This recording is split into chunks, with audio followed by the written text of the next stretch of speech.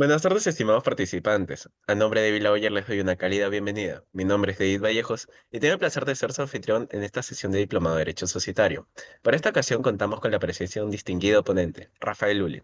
A continuación me gustaría presentar. Rafael Lully Meyer. Es asociado senior del área de funciones y adquisiciones. Su práctica se enfoca en transacciones de funciones y adquisiciones de empresas nacionales y extranjeras, así como derecho corporativo y financiero. Dentro de sus áreas de expertise se encuentran operaciones de compra y venta de empresas del sector inmobiliario, retail, farmacéutico, educación, industrial y servicios, así como operaciones de financiamientos multijurisdiccionales. Es egresado y licenciado por la Universidad de Lima, donde obtuvo su título de abogado con mención honrosa. Es máster en Derecho por la Universidad de Nueva York, en donde recibió el Dean's Award Scholarship por su excelencia académica. Asimismo, ha completado cursos de Derecho Corporativo en la Universidad de Zaragoza, España. Ha sido asociado internacional en la oficina en Nueva York de Cleary Gottlieb, Steam and Hamilton en los años 2023 y 2024, participando en varias operaciones relevantes en América Latina y Estados Unidos. Ha sido profesor adjunto de los cursos de Derecho Comercial 1 y Derecho Comercial 2 en la Universidad de Lima. Asimismo, es autor de diversos artículos de investigaciones en materia corporativa y transaccional, principalmente en el rubro de M&A.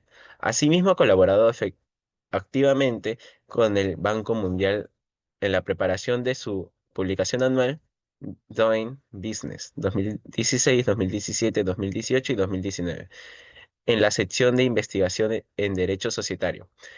Es cofundador de la editorial jurídica The Legal Industry Reviews, con presencia en más de 18 países, de lo cual fue director editorial desde el 2020 hasta el 2024. También formó parte de la Comisión de Financiamiento de la Asociación Civil ADV Editores, la misma que edita la revista jurídica Avocatus. Agradecemos a todos los participantes que nos acompañan. Les hacemos recordar que cada pregunta que tengan la pueden hacer a través del chat, las cuales serán respondidas al finalizar la sesión. Estimado doctor, le damos la más cordial bienvenida y le cedemos la palabra para que inicie su sesión.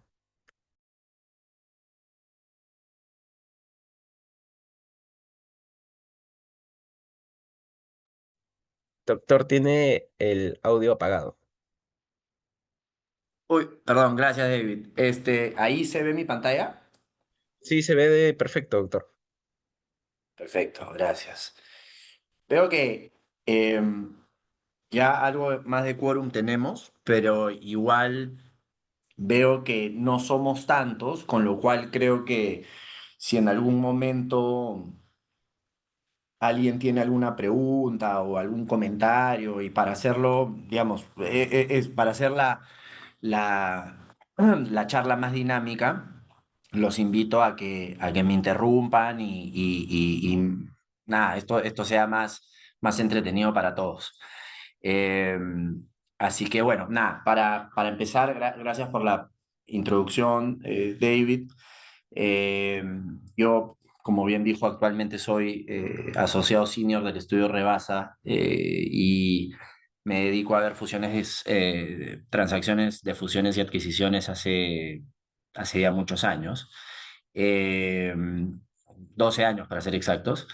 Y la idea de esta hora en la que vamos a tratar M&A es que les cuente un poco digamos, para que les haga les dé un panorama general del rubro de fusiones y adquisiciones y entrar a discutir temas que puedan ser de interés de los presentes y temas que yo considero los puntos quizá más relevantes digamos, de una negociación, ¿no? Y quizá para empezar, espérate que no sé por qué no me está, ahí está. Quizá para empezar, podemos empezar respondiendo una pregunta muy general, ¿no? ¿Y qué son las fusiones y adquisiciones? Las fusiones y adquisiciones son procesos integradores de compañías, ¿no? Eh, Mediante la cual dos o más compañías, valga la redundancia, se integran buscando principalmente maximización de valor y sinergias, ¿no? En el Perú, la principal forma de hacerlo es a través de la compraventa de acciones, también hay compraventa de activos y ahora en un rato vamos a entrar a discutir las principales diferencias entre una y otra, ¿no? Pero, eh, ¿qué es lo que buscan los partícipes de una operación de money? Y lo primero, naturalmente, es maximizar valor y sinergias, ¿no? Una compañía puede crecer de manera orgánica, esto quiere decir aportes de capital de los socios, préstamos vía deuda financieros, entidades bancarias, en fin, o lo puede hacer de manera inorgánica a través de Money, ¿no? Se pueden fusionar dos compañías, puedes vender una participación de control a inversionistas nuevos, puedes levantar rondas de capital de muchos inversionistas con participaciones, digamos, diluidas más chicas, puedes, digamos, realizar reorganizaciones societarias para segregar activos en una nueva sociedad, en fin, hay muchas formas de hacerlo, pero creo que el principal objetivo siempre es la maximización de valor y la búsqueda de sinergias.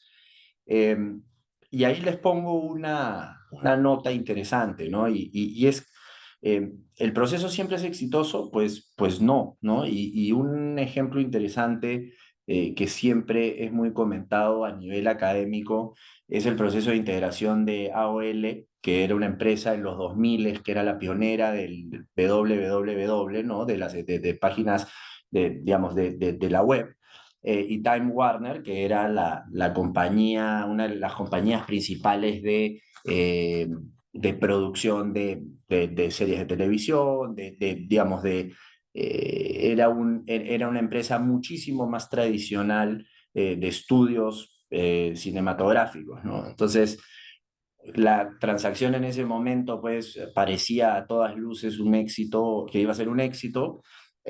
Se fusionaron ambas empresas, creo que la fusión más o menos era de $100.000 millones, pero en ese momento la transacción más grande, si no me equivoco, de la historia, y a los pocos meses se sabía que todo el mundo se dio con la gran sorpresa de que había sido un tremendo fracaso, ¿no? Y ambas sociedades terminaron deshaciendo mucho de lo que hicieron a través del M&A, ¿no? Por una serie de cosas que después podemos conversar.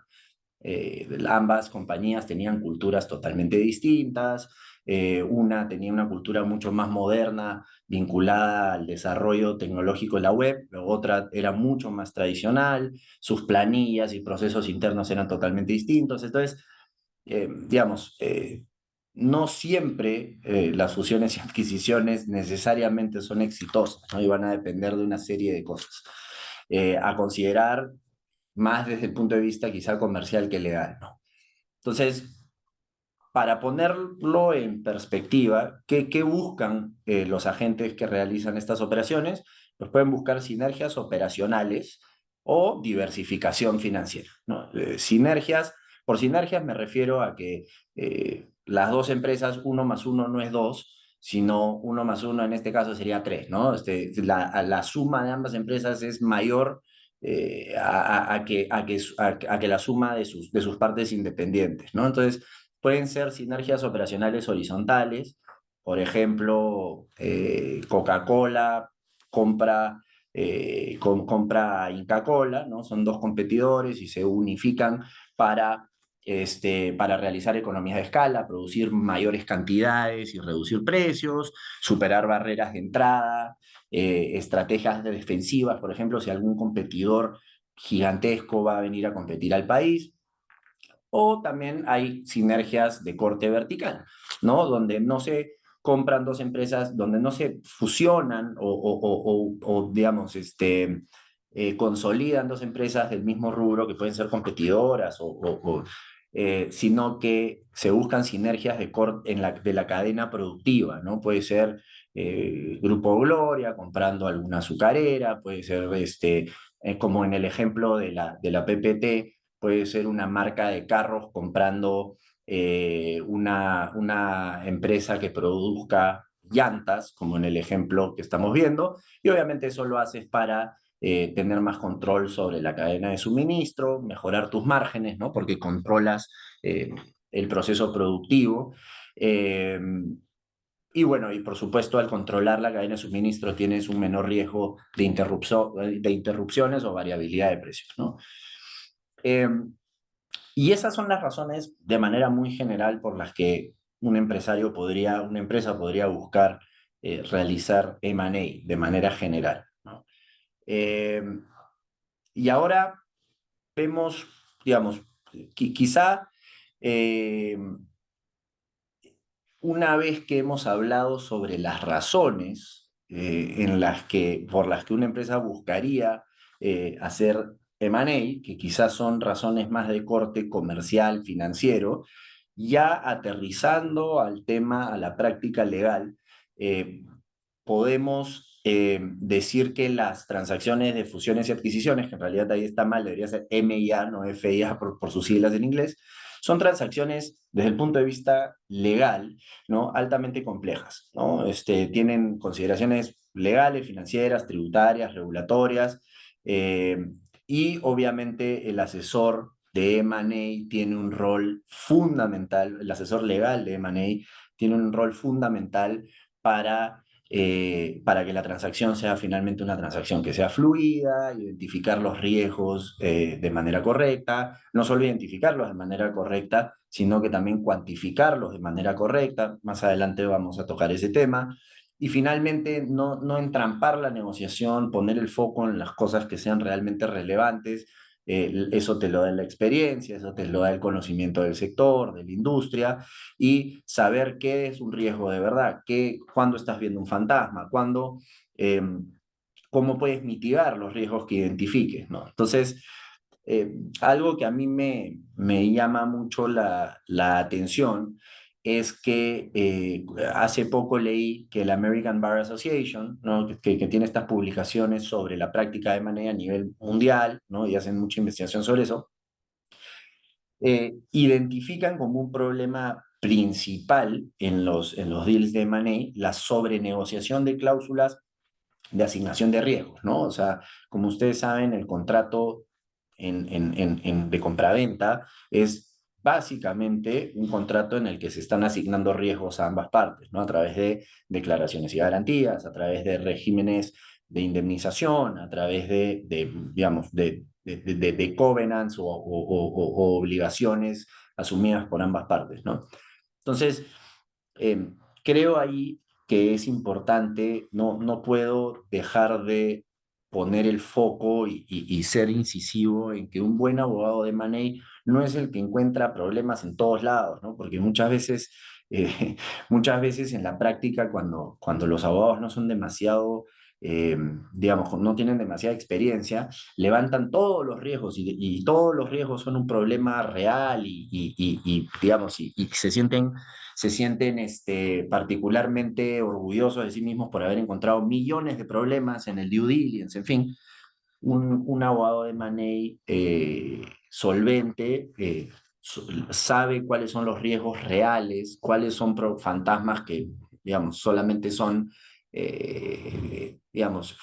esos, ¿no? Solamente son fantasmas, que no son, que el riesgo, que el país, el estándar del mercado lo maneja así, que en la práctica de repente la normativa te dice que la contingencia puede ser de varios millones de dólares, pero en la práctica 15 años trabajando en el sector, nunca la autoridad ha fiscalizado la falta de licencias, por ejemplo, ¿no? O de repente en los temas eh, ambientales, ¿no? Los temas ambientales son un punto fundamental, o sea, la normativa ambiental muchas veces ha sido promulgada en contextos más bien de situaciones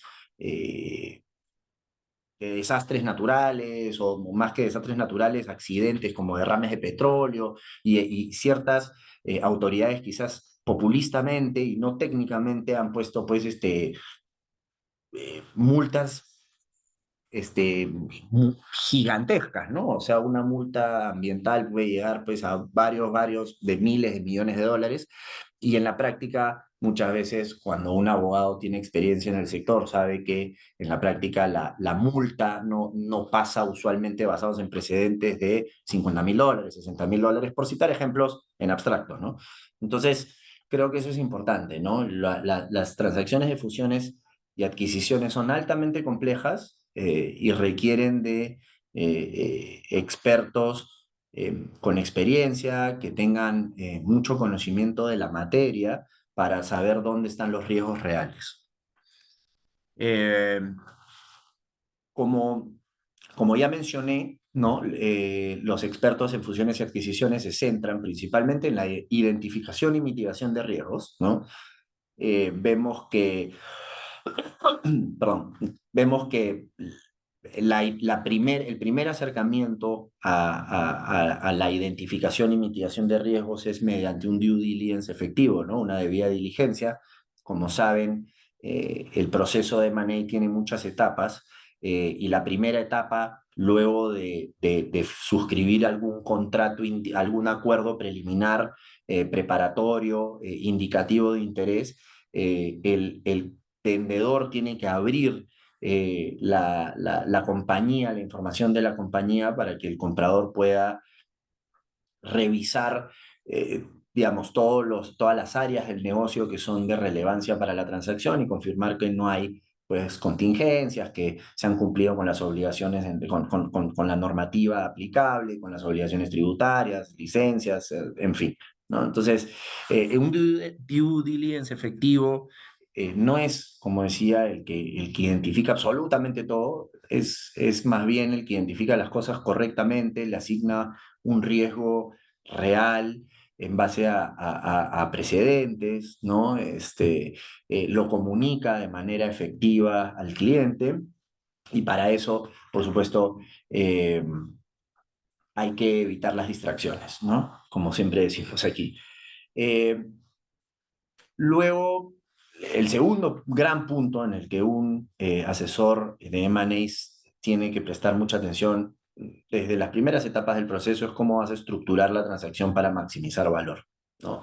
Hemos visto que en el Perú, a diferencia de otros países, quizá más en Estados Unidos y otros países anglosajones, en el Perú casi todas las transacciones, fuera de necesitar una que otra reorganización societaria previa al cierre de la transacción, se realizan mediante compraventa de acciones o compraventa de activos, ¿no? Ahora vamos a ver un cuadrito un poco explicando rápidamente las diferencias entre una y otra. Y finalmente, el tercer gran punto que un asesor legal de M&A tiene que prestar atención es cómo asignar los riesgos y básicamente eso es negociando los contratos definitivos. Quizá antes de entrar a puntos más específicos, podemos repasar rápidamente cuáles son las etapas de una transacción de M&A, ¿no? La primera etapa es el acercamiento entre las partes, ¿no? Por las razones que expusimos al inicio, ¿no? Un comprador tiene intenciones de crecer inorgánicamente, ¿no? Buscar sinergias, y el vendedor, pues el vendedor quizá quiere diversificar, quiere salirse del sector, quiere, en fin, muchas veces los vendedores venden porque eh, digamos, la primera generación, los fundadores ya no están metidos en el negocio, las segundas o terceras generaciones de la familia no están interesadas en continuar. De repente, pues el vendedor, si es una persona natural, tuvo muchos hijos, la relación entre los hijos no es buena, en fin, y es mejor vender, ¿no?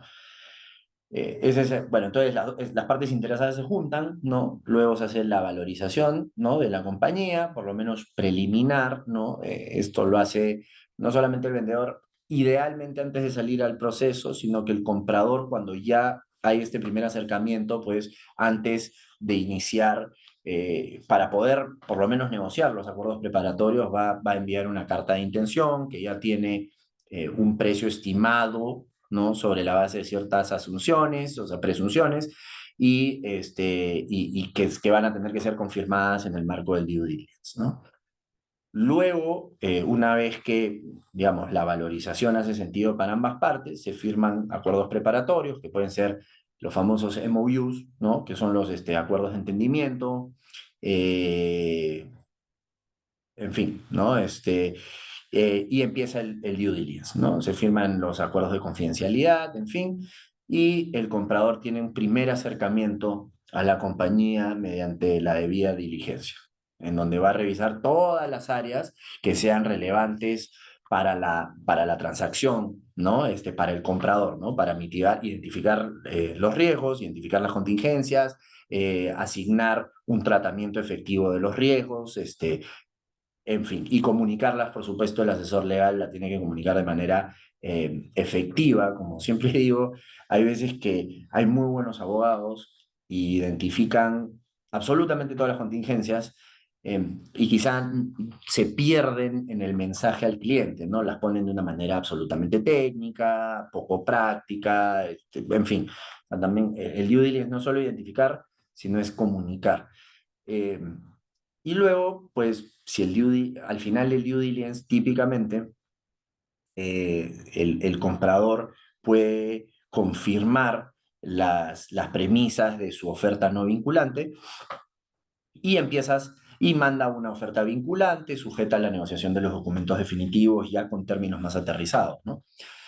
Los documentos de la transacción pueden ser un contrato de compraventa de acciones o SPA, o un contrato de adquisición de activos o APA, ¿no? Como le decimos en la jerga del rubro.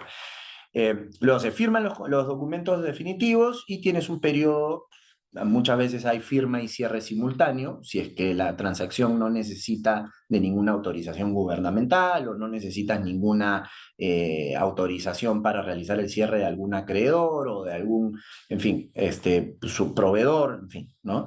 Entonces, y si es que lo necesitaras, vale decir que entonces se firma y difieres el cierre hasta que se cumplan las condiciones precedentes que se hayan pactado, ¿no? Que son condiciones suspensivas que una vez que se cumplan, se genera la obligación de ambas partes de firmar el contrato y transferir las acciones, ¿no? O el activo que va a ser vendido. Entonces, hemos hablado del due diligence. Eh, no sé si valga la pena quizá reforzar alguno de estos puntos. Eh, Quizá podemos decir que cuando un comprador eh, va a comprar una compañía, no solamente hay un due diligence legal, sino hay un due diligence financiero y un due diligence técnico, ¿no? Que puede ser ambiental, si es que eres algún tipo de empresa de algún sector regulado, pues habrá un equipo especializado técnico que haga esa revisión. Y la finalidad del due diligence, y siempre es, creo que en línea con lo que ya dije, por eso voy a pasar esta parte rápido, es comunicar de manera eficaz, eficiente, clara, lo que hayas identificado y lo hayas graduado de manera correcta para permitirle a tu cliente tomar una decisión informada sobre si proceder o no con la transacción, ¿no? Eh, entonces, qué tipo o sea, qué temas puedes adoptar, o sea, qué tipo de temas puedes tomar en consideración a la hora de definir qué vas a revisar en el marco de due diligence? Pues primero el tipo de transacción, el tamaño, ¿no? Es distinto, pues, y seríamos muy obtusos como abogados eh, de pensar que en una venta como la que acaba de firmarse y está pendiente de cierre de Primax, vas a buscar los mismos temas del mismo tamaño que en una empresa de Venture Capital que está recién empezando y es una startup, ¿no? Entonces, una vez que defines el rubro, además, el tipo de transacción también se refiere al rubro, ¿no? O sea, hay rubros que son mucho más regulados que otros, hay, por ejemplo, empresas de sectores donde la UEFA está todo el tiempo encima, hay otros rubros donde UEFA, por más que hayan leyes que le apliquen, no lo va a revisar jamás. Entonces tienes que, digamos, definir, si es una empresa, ¿no? Gigantesca, como decía, como Primax, por ejemplo, pues tienes un concepto de materialidad mucho mayor, ¿no? O sea, tienes tú no vas a revisar pues, todos los contratos, revisas contratos relevantes, que tengan algún tipo de cláusula de cambio de control, cláusula de no competencia o que generen flujo relevante para el negocio que estás comprando, ¿no? Eh, y bueno, eso es por el lado del due diligence. Creo que ya me había adelantado al inicio, poco comentando cómo realizar un due diligence eficiente, ¿no? Eh, y después podemos entrar quizás a la parte de la estructura, ¿no? Entonces, como para recapitular, eh, uno tiene, hay un acercamiento entre el comprador y el vendedor, hay un interés, se firman documentos no vinculantes para empezar a negociar los contratos definitivos, se hace, digamos, se abre la información de la compañía, se pone a disposición del comprador para que éste haga pues una revisión integral de la compañía, de las áreas relevantes y poder tomar una decisión informada y negociar los puntos riesgosos en la operación, ¿no? Entonces, una vez que tienes eso, tienes que ver qué vas a comprar, ¿no? Y ustedes me dirán, bueno, pues siempre compras las acciones. No necesariamente, ¿no? O sea, cuando tú compras las acciones, eh, tú compras el fondo empresarial, ¿no? Compras las acciones y te llevas los activos, los pasivos, las relaciones contractuales, todo, digamos, todo lo que cuelga, las licencias, nada, no hay un cambio en la personería jurídica, ni en los titulares de las autorizaciones, etcétera. Entonces, si bien es más sencillo de ejecutar, porque cambias de propietario de las acciones y por ende digamos, te llevaste el fondo empresarial, ¿no? Más allá de algunas autorizaciones quizá de cambio de control, en algunos contratos que te dicen que si vas a cambiar de control en el accionariado tienes que pedir autorización, en fin, el fondo empresarial pasa de manera automática. Eh, Cuando tú negocias un contrato de compraventa de activos, tú en realidad estás seleccionando, ¿no? Un paquete de activos que vas a adquirir, ¿no? Y puede ser una línea de negocio, ¿no? O sea, puede ser que tengas una empresa que tiene varias líneas de negocio y compras la línea A y no la B y C. Y eso tiene algunas complejidades, ¿no? O sea, porque si bien ahí estás comprando, el objeto de la compra es activos, cuando tú compras líneas de negocio, ¿no? Por ejemplo, sí te llevas pasivos, ¿no? Te llevas pasivos vinculados al activo que te estás llevando. Si compras líneas de negocio, te tienes que llevar a los trabajadores afiliados a esa línea de negocio, porque si no podrías defraudar pues a toda la planilla, ¿no? O sea, simplemente defalcas a la compañía y dejas a los trabajadores colgados, ¿no? Y sería una forma fácil de librarte de la carga laboral. Entonces, eh, tienes por un lado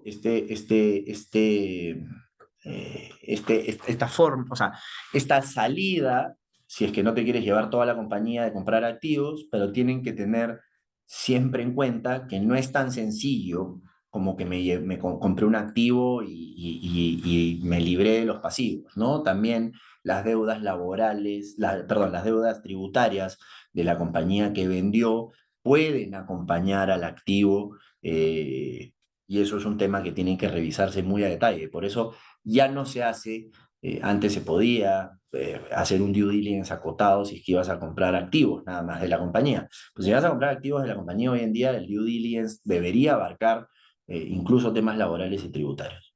Pero bueno, eso es en términos generales.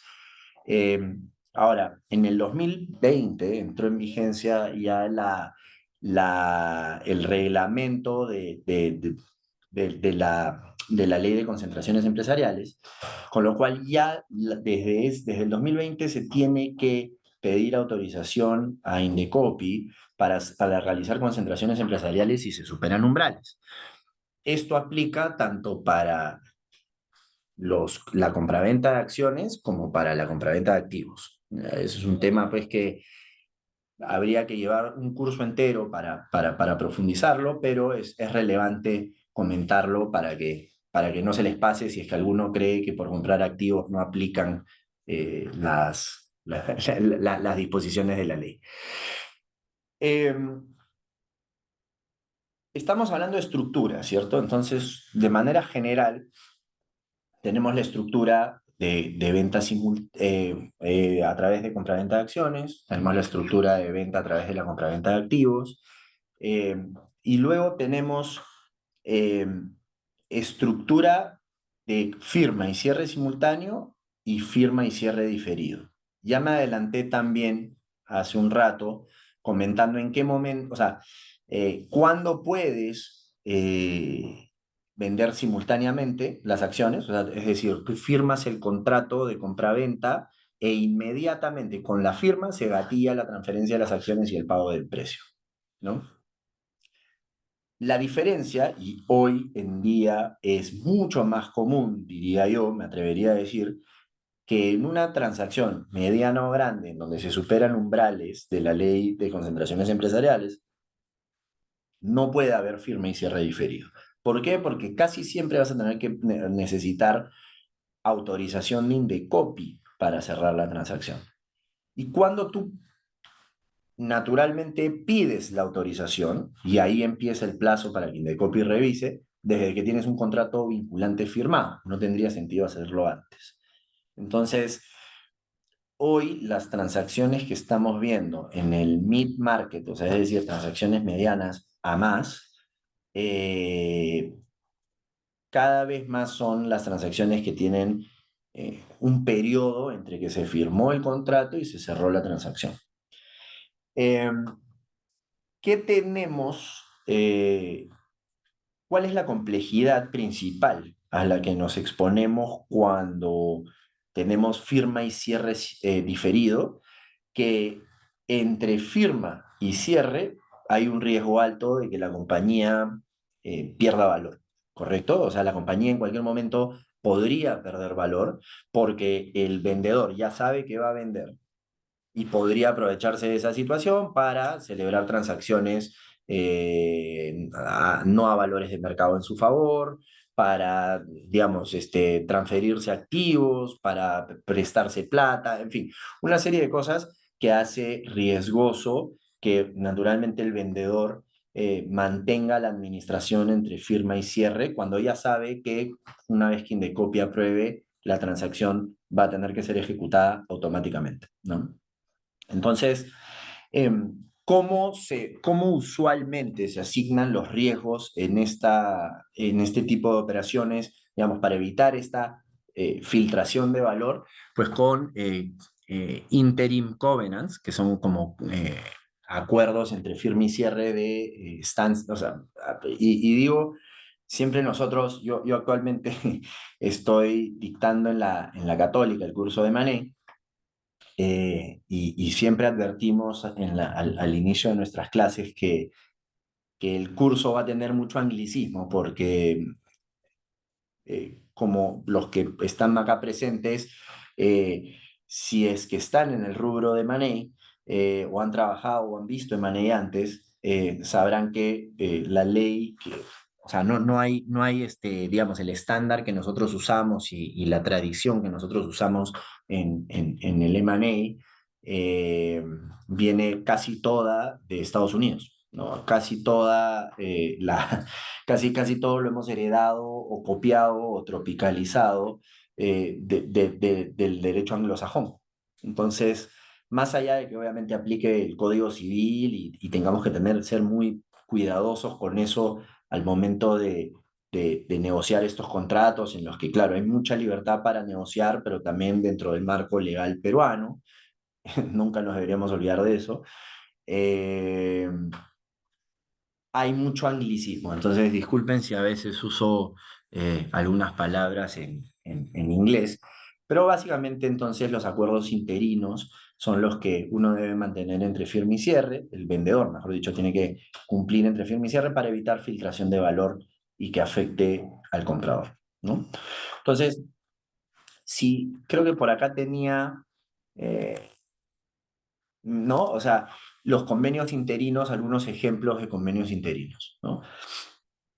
Eso quiere decir que las partes acuerdan que entre firma y cierre, el vendedor se obliga a no modificar los estatutos, no realizar procesos de reorganización, disposición, transferencia, gravamen de activos tampoco va a poder, no va a poder adquirir otras empresas, firmar JVs, otorgar garantías sobre sus activos relevantes, endeudarse por encima de un ratio.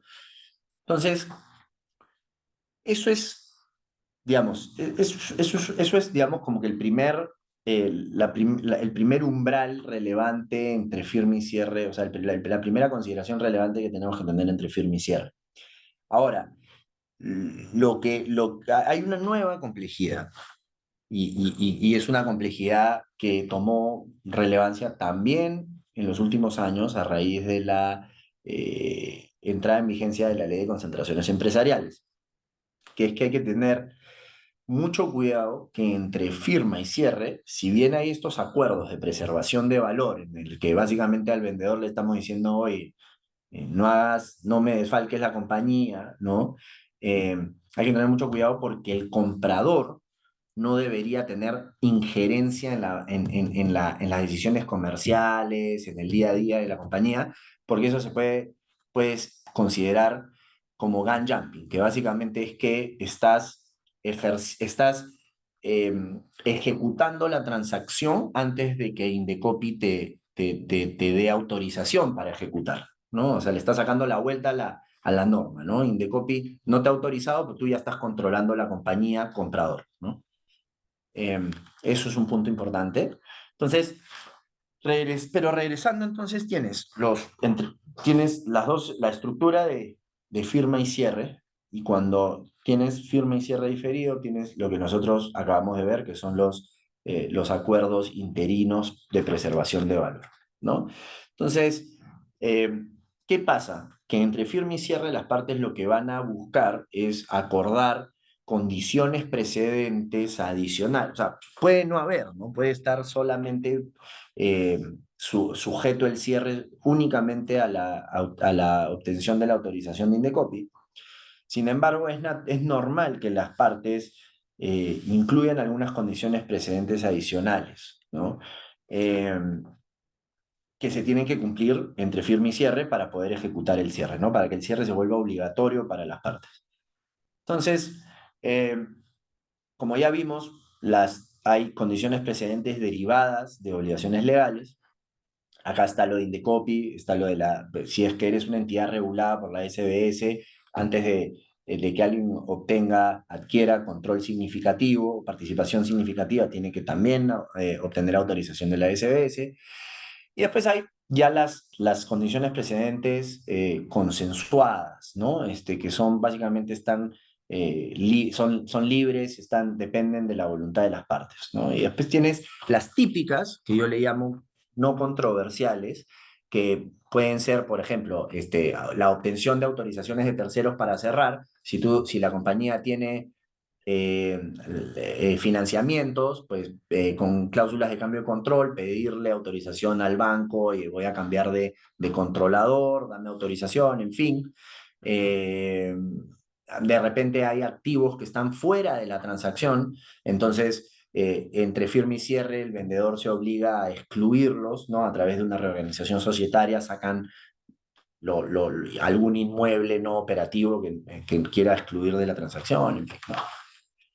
Eh, pero bueno, yo creo que eso es todo lo que quizá lo más relevante respecto de las condiciones precedentes. Y luego, y acá, otra forma de estructurar la transacción es naturalmente, si es que va a ser una transacción en la que en la que el vendedor, el comprador, mejor dicho, va a comprar el 100% de la compañía, o el comprador va a comprar un porcentaje de acciones. Y acá puede ser un porcentaje controlador, ¿no? Y entonces el comprador a partir de la fecha de cierre controla la compañía.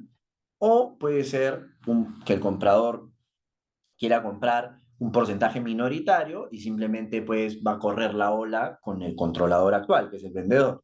Entonces, hay diferentes formas de entrar o sea, diferentes porcentajes con las que un inversionista puede entrar a una compañía, ¿no? Eh, entonces, obviamente, en la adquisición total, el vendedor finaliza su relación con la compañía y se va de la compañía, y en la adquisición parcial permanece como accionista.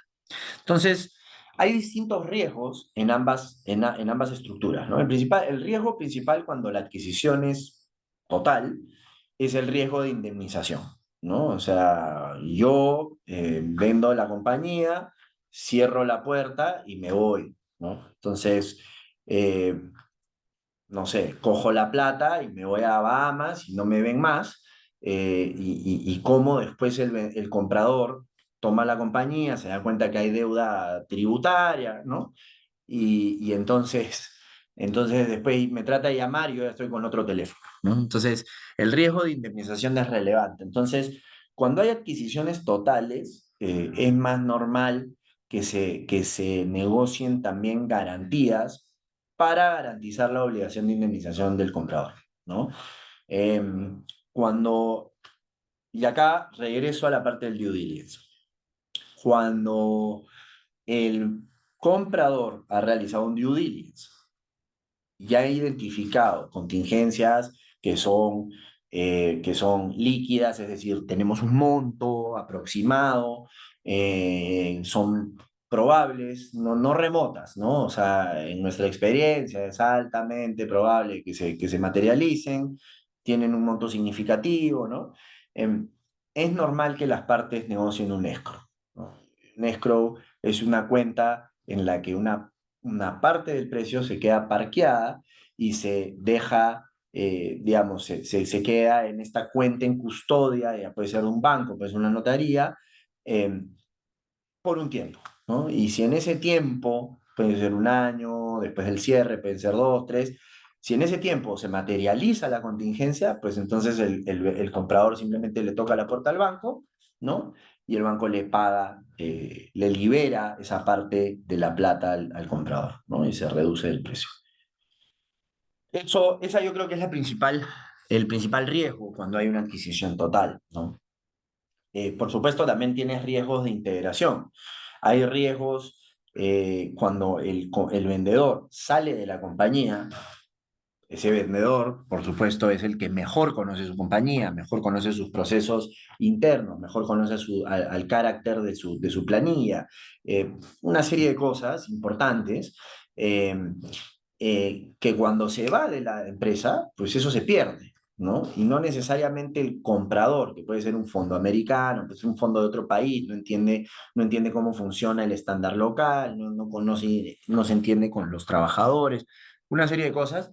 Entonces ahí es donde el riesgo de integración en una venta total toma particular relevancia, ¿no? También la competencia desleal, ¿no? Cuando un vendedor sale por completo de la compañía, pues te puede competir al costado. Entonces también para eso sirven las obligaciones de no competencia, por ejemplo, que son bastante típicas en transacciones donde el vendedor es una persona natural que está vendiendo el negocio, ¿no? Eh, y por otro lado, tenemos riesgos asociados a una transacción en la que el vendedor, si bien se queda en la compañía, eh, digamos, tiene que asegurar una forma eficiente y atractiva de salir más adelante, ¿no? Porque típicamente yo diría que lo más normal es que eh, los lo más normal es que el comprador compre un porcentaje de control. Es muy raro que alguien quiera invertir en una compañía que no va a controlar, ¿no? Sobre todo en Perú. Porque en Estados Unidos pues tienes empresas listadas y uno compra y vende acciones pasivas en bolsa y bueno, eso va por otro lado. Pero en Perú uno tiende a comprar control. Entonces, eh, el vendedor, si bien acá yo diría que el riesgo más está con el vendedor, a diferencia de la compra total, que el riesgo está más con el comprador que se queda con la compañía. En la adquisición parcial, el vendedor, que se puede, como digo muchas veces, quedar con un porcentaje minoritario, tiene que garantizar que su paquete de acciones pueda ser líquido en el futuro, que lo pueda vender, que lo venda a un precio razonable, que si que el comprador que adquirió control no descuartice la compañía, se empiece a transferir los activos a empresas afiliadas, a valores, digamos, por debajo del valor de mercado, en fin, una serie de cosas. que son importantes de regular en los contratos de compra-venta, porque eh, si no, pues el vendedor básicamente se queda atrapado en su propia compañía. ¿Qué más? Eh, Luego tenemos un tema específico del precio.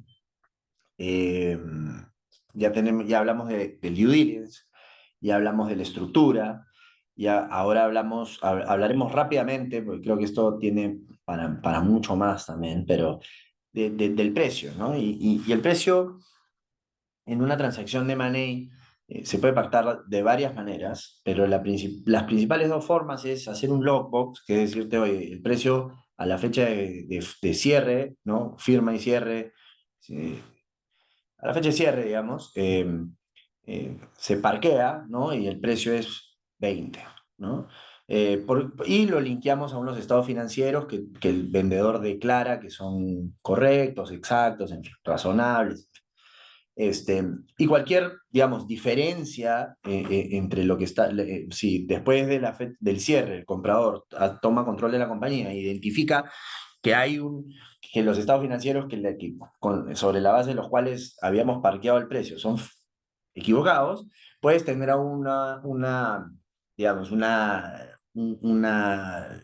sea, un remedio contractual indemnizatorio contra el vendedor, ¿no?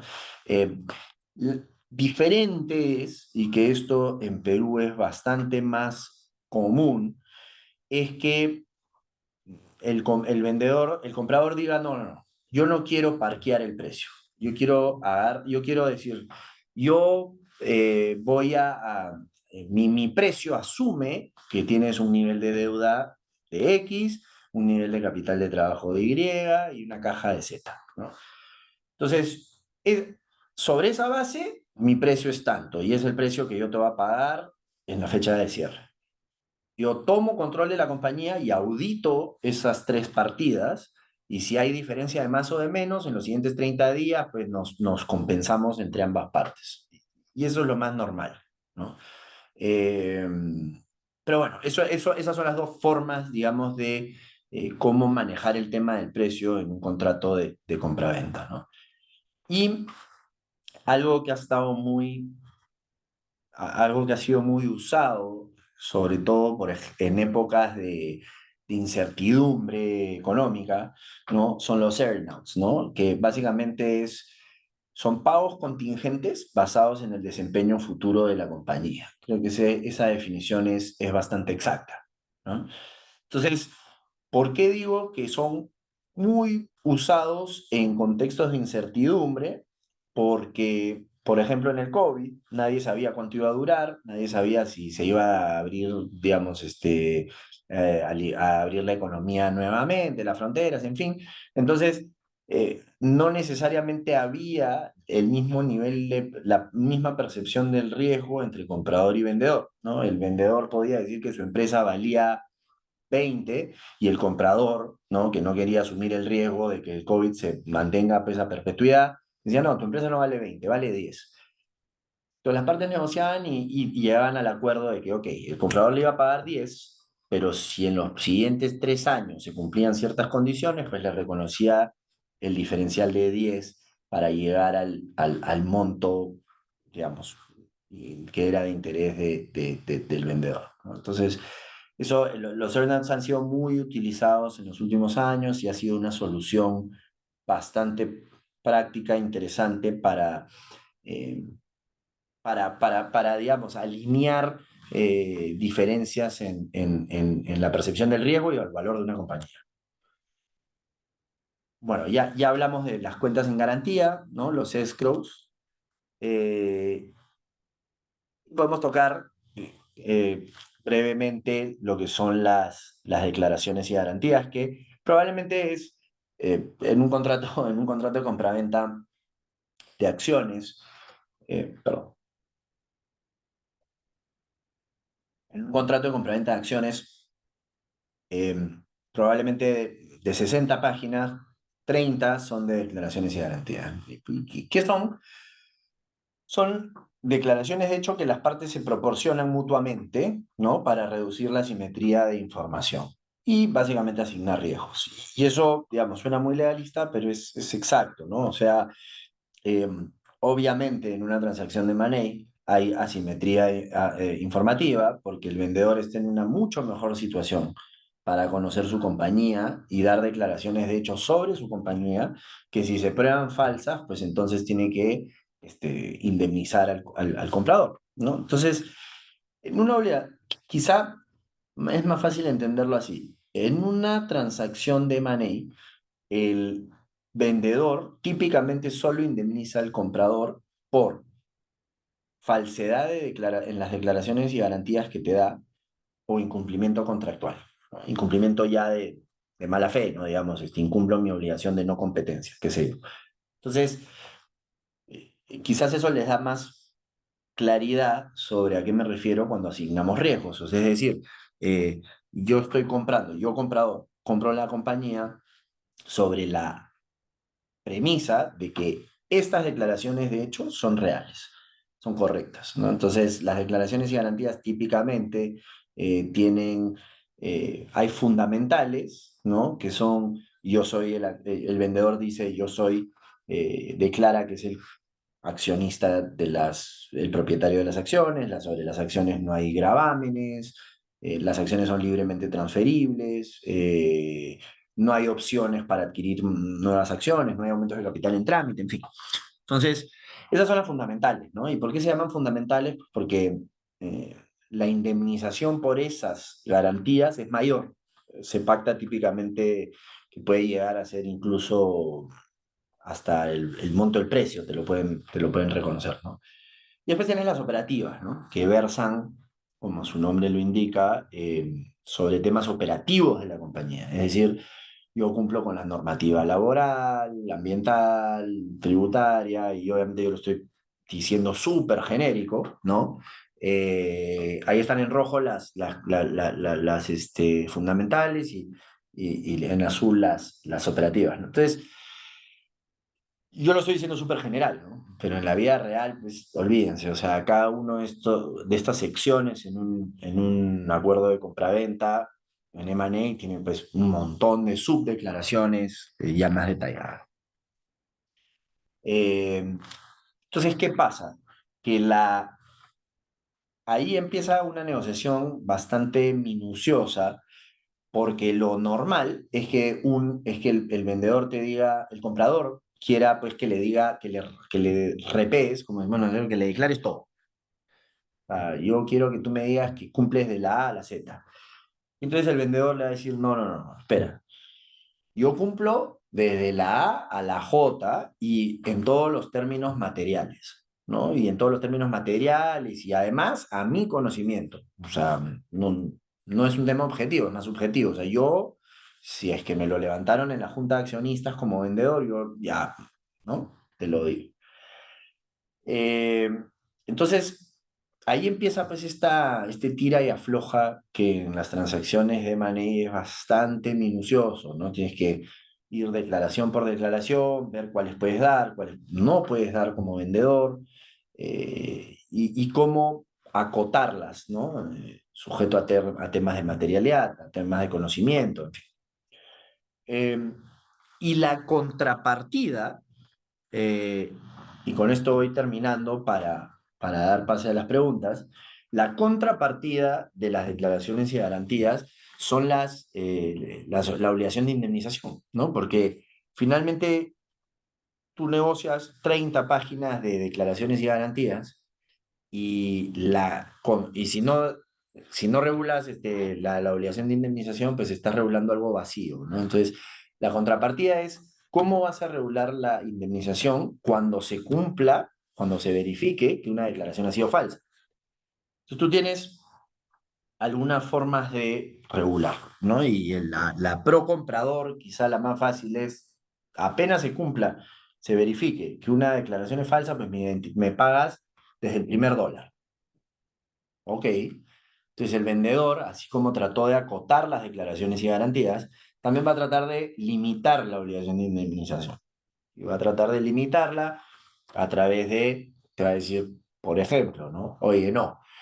tú no me estés tocando la puerta, porque yo, en mi ejemplo, voy a estar en Bahamas, ¿no? De vacaciones, como vendedor, ya vendí, ya me desentendí, sino tú tócame la puerta solamente por daños, cuando se configuren daños, por encima de $50.000 o $20.000. Ustedes pongan el monto, ¿no? Porque por debajo pues, me estás tocando el timbre cada vez que, o sea, me estás notificando y me estás haciendo gastar, digamos, innecesariamente energía en temas que, oye, mejor ya, digamos, son parte natural del riesgo de cualquier negocio, ¿no? Eso se llama de minimis, así se llama en el argón de M&A. O también otra forma es decir, oye, ya, tú solamente me vas a... Creo que tenemos una pregunta. Ah, ya, perfecto, es de David, ya.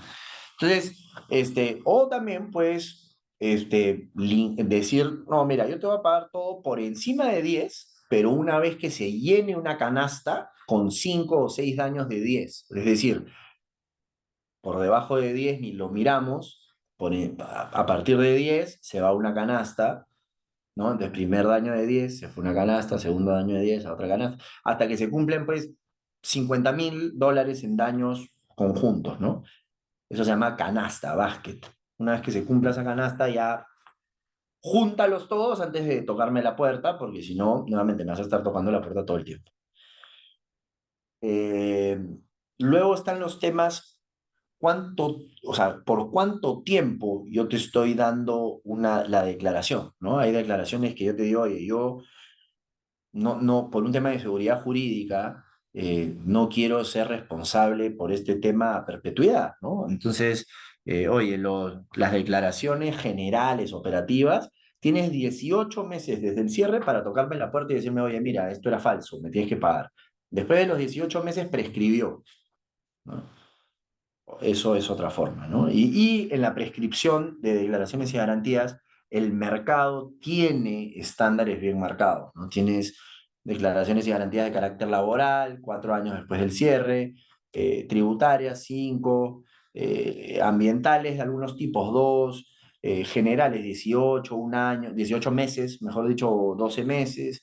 Entonces así uno va a, uno va acotando, el vendedor va acotando su riesgo, ¿no? Y bueno, yo creo que en realidad hasta ahí era lo que a mí me hubiera gustado compartir con ustedes, porque si no, yo creo eh, que son demasiados temas. Yo, por supuesto, estos temas los toco con mucho detalle en las clases, pues, a lo largo de un ciclo. He tratado de dar algunas diapositivas de temas que considero fundamentales de M&A. Así que nada, si tienen alguna pregunta, no necesariamente tiene que ser ahora, si quieren, me las pueden mandar después con David, como sea. Así que nada, eso es todo. Doctor, justo acaban de levantar la mano para poder Sí, hacer la palabra, así que puede activar su micrófono. sí, claro. Profesor Rafael, buenas tardes, muy buena su exposición. Me llamo Paul Com. Mi pregunta iría relacionado a que al momento en el cual usted menciona que para la fusión, la adquisición, hay que pedir un permiso ante el OSIPTEL. Y lo que quisiera aprender es digo, qué, qué parte de todo el ámbito de protección al consumidor, sea organismo concursal o derecho de competencia, es lo que la oficina encargada de velar porque Sí, se dé un sí, correcto no es funcionamiento. Socitel, es Indecopi, Digo, acuérdate de eso. Endocopy, perdón. Ay, Sí, es, sí, es Indecopi y es efectivamente, es un tema de competencia. O sea, es en general el rubro que se trata de proteger es el rubro de competencia en el mercado peruano, ¿no? Porque si por ejemplo, ¿no? Viene Google y empieza a comprar todas las compañías y tiene un monopolio en el tema de tecnología, pues entonces, o vamos a poner un mejor ejemplo, ¿no? Que de hecho ha pasado. eh, Vienen las farmacéuticas, ¿no? Entonces, una farmacéutica compra todas las farmacias del Perú pues entonces no tiene ningún incentivo para bajar precios, ¿no? Más bien podría ponerte el precio que quieras por los medicamentos. No tiene ni siquiera incentivos para seguir trayendo medicamentos nuevos. O sea, la competencia, ¿sabes? La competencia siempre genera valor, porque si no lo hace uno, lo hace el otro, ¿no? Y si no hay quien le compita, pues no tiene ningún incentivo de mejorar o ser justo con sus precios, ¿no? Ah, ya. Ok, profesor. Gracias. Muchas gracias, Paul, por la pregunta y la participación. Eh, no hay otra participante que quiera levantar la mano, porque justo nos han enviado dos preguntas al interno. No sé si se le parece, doctor. Sí, Ya. ¿cómo la ves? No, nos la han Ah, enviado al interno de nosotros. ok, ok. Ok. La primera pregunta sería, ¿cuáles son los principales tipos de funciones y adquisiciones que se pueden realizar en el Perú y qué ventajas y desventajas presentan cada una de ellas desde el punto de vista jurídico y financiero? Sí, de hecho lo comentamos al comienzo de la exposición. En el Perú eh, se llama fusiones y adquisiciones, pero pocas veces son fusiones en realidad, siempre son adquisiciones. Simplemente estamos traduciendo lo que en Estados Unidos sí pasa, que es mergers and acquisitions. Pero lo cierto es que en Perú son adquisiciones en el 90% de las veces o más, eh, y son adquisiciones de acciones o activos específicos, ¿no? Lo vimos ahora, igual, digamos, está aquí la gran diferencia, ¿no? Cuando tú compras acciones, compras el fondo empresarial, te llevas los activos, pasivos, contratos, todo como una unidad, y cuando tú compras activos, pues en principio estás escogiendo qué activos de la compañía comprar, y sí, te puedes llevar algunos pasivos por mandato legal, pero digamos, teóricamente es más acotado el alcance de la adquisición.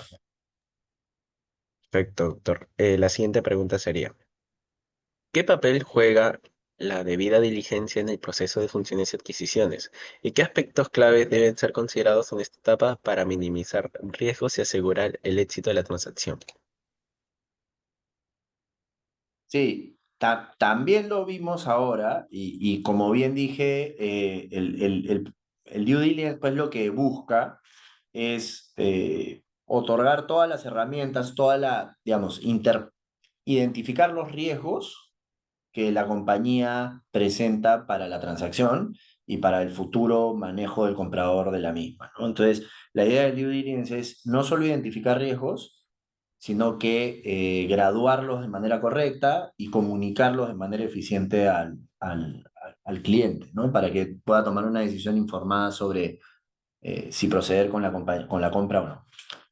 Perfecto, doctor. Yo creo que esas serían todas las preguntas. Felicitarlo por tan excelente ponencia y muchas gracias por hacerse presente en esta sesión. Ok, gracias a ustedes por la invitación. Chao, Hasta chao. luego, doctor. Que tenga una excelente noche. Igualmente.